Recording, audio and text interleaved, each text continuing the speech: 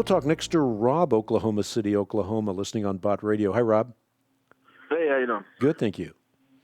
Hey, love the show. I'm glad you're on in my drive time. My wife and I were discussing whether or not there'd be like a hierarchy in heaven, and it kind of Earth points to that, and then the angels, there's hierarchies, I guess. What are your thoughts on that?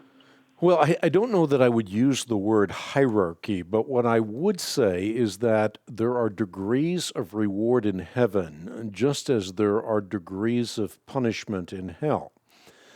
Such that if you look at the Bible clearly and closely, you see over and over again words such as, "Behold, I am coming soon, my reward is with me, and I will give to everyone according to what he has done." Or Jesus saying, "Do not labor for that which perishes, rather labor for that which is eternal."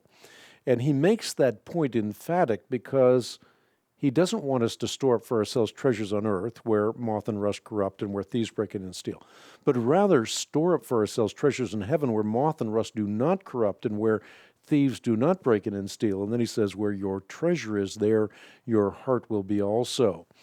Now, Paul makes very plain that no one can lay any foundation other than Jesus Christ, but on that foundation you can build. And the day of the Lord will bring to light what you have built with, whether the materials are inferior or gold, silver, and costly stones.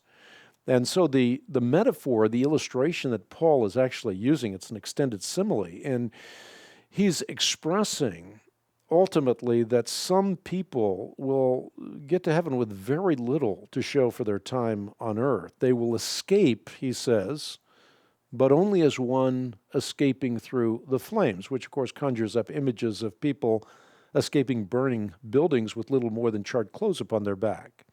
And this is the lot of even the most visible Christian leader who does what he does, or she does what she does, for selfish as opposed to selfless motives. And so we're exhorted, again, to do what we do because there is a judgment of rewards, and everyone will receive according to what they have done on this earth. So we're saved by God's grace through faith on account of Jesus Christ alone, but what we do now counts for all eternity.